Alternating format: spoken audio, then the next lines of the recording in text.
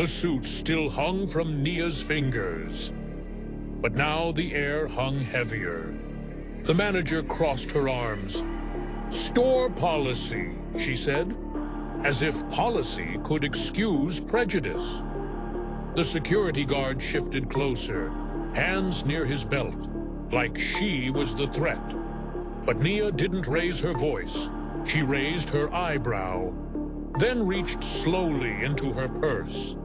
The guard tensed. The salesgirl gasped. But all Nia pulled out was her phone. She tapped a name, put it on speaker. "Hi, Mr. Ellison. I'm at the site now." She smiled at the manager. "Yes, the property at 17th and Main." The manager blinked. Her arms dropped. "That's this store!"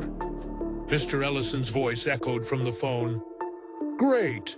Let me know if the current tenants are worth keeping." Silence. You could hear the perfume bottles sweating. The salesgirl's eyes widened.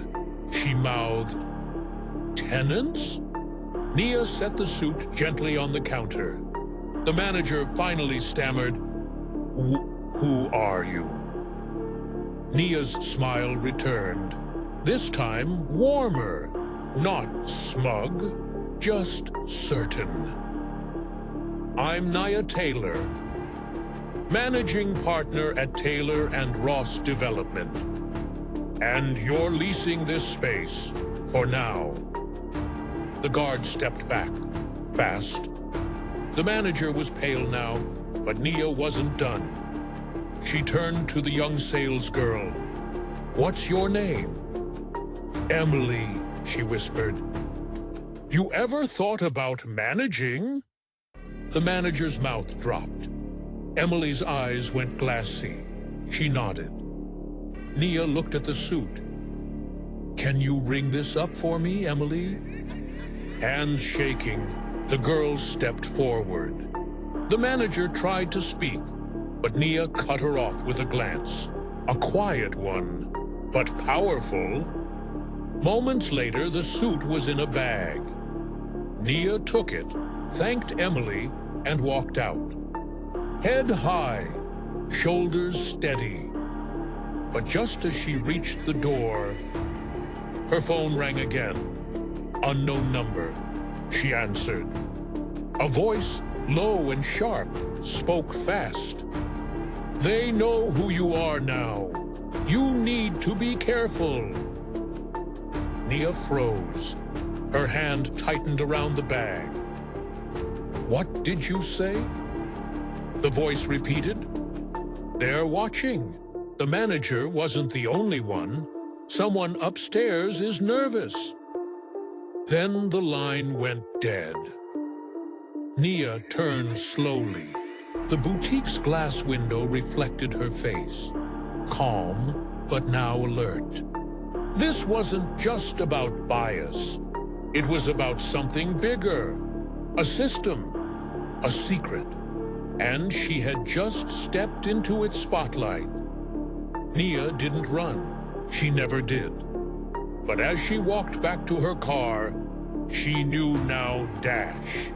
This wasn't just about a suit, or a store, or one manager's prejudice. It was a warning, and maybe an invitation. She drove in silence. No music, just memory. Of her first denied loan. Of the contractor who called her too emotional. Of the boardroom that asked if she was the assistant. They'd underestimated her then. They were doing it again. But this time, she had leverage. That night, she opened a file. One she wasn't supposed to have. One with names, emails, paper trails. Turns out the boutique? It was one of several fronts. Shell tenants. Used to launder money, sidestep taxes, keep the block just out of reach for local black developers. Not anymore. She gathered receipts, made calls, rallied her allies. And in less than a month, she bought the entire strip. Not just that one store, all of it. The sign out front changed. New colors, new name, new mission. The Taylor Collective, Black-owned, woman-led, and unapologetically open to everyone. Even the sales girl, Emily, now promoted. She helps run the training program, hires with purpose. As for the manager, no calls, no referrals. She faded into the silence she once forced on others. But this was never about revenge. It was about reclamation of space, of dignity, of legacy. Because Nia Taylor didn't come to shop.